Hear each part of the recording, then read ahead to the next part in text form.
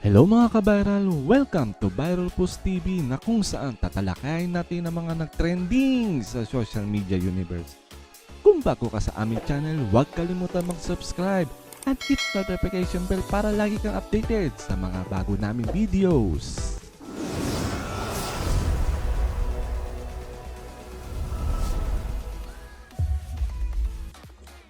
Hello, good morning guys. Ang vlog po natin ngayon ay bago sila magtanghal ng kung sino yung mananalo sa Magpasikat 2003 sa It's Showtime. Try natin i-analysis kung ano sa tingin ninyo kung sino ang mananalo or bet lang ninyo. Sige, yung bet na lang natin kung sino yung gusto ninyo manalo. Kung Team Bong Jugs and Teddy ba? Team Karil o Ami? Team Ann? Team Vice Group? At Team Jongking Group? Ang masasabi ko lang dito, ang pinaka gusto ko sa pinanood ko sa lahat is yung kay Team Bong Jugs and Teddy. Siguro kasi yung ginamit nila pamamaraan is unique. At the same time, naalala nila yung mga namayapa mga comedian which bihirang-bihira nating nabigyan pugay. Siguro ang pangalawa ko is yung kay Vice kasi medyo merong pasabog eh. Yun lang ang nagustuhan ko, pasabog. Pero yung performance, carry lang.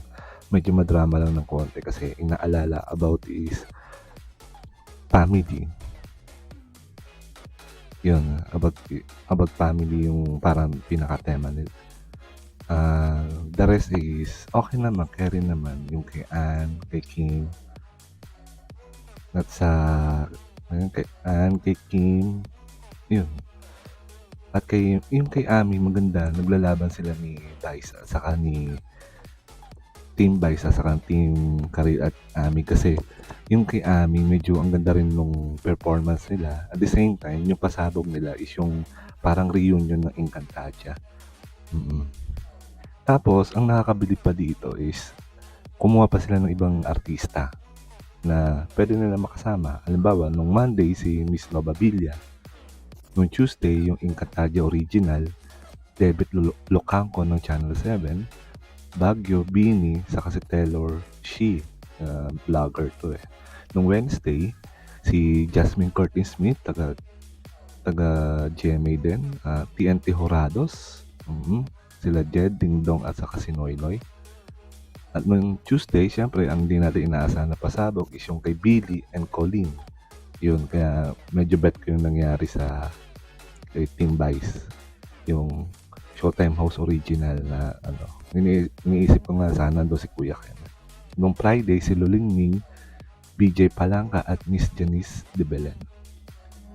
Ang masasabi ko dito is bawat merong representante.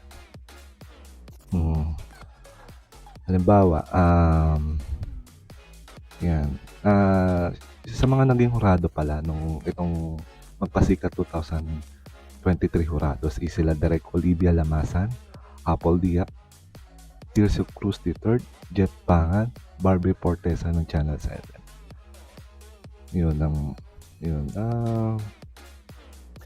So bawat tingnan nyo na lang sa slideshow, bawat team may representante na kung ano yung topic nila.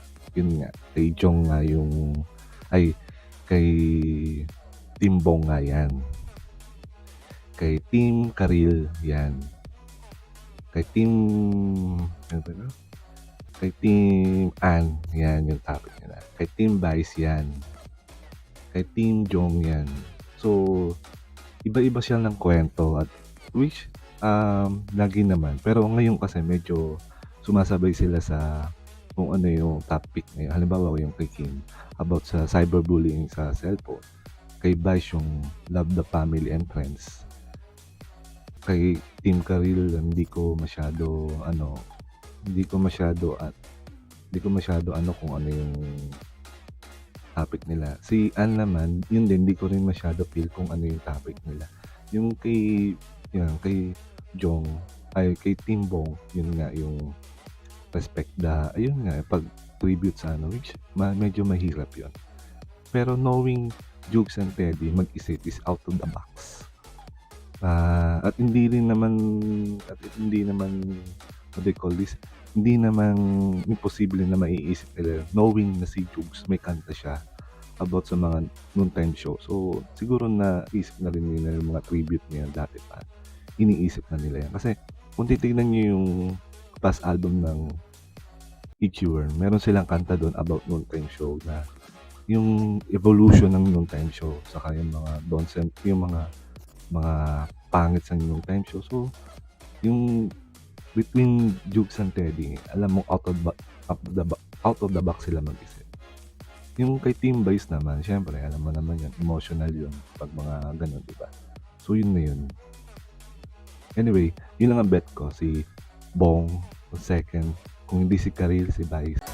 Muli, dito na tatapos ang aming video. Kung hindi ka pa nakasubscribe sa aming channel, subscribe na at hit notification bell para lagi kang updated sa aming mga bagong videos.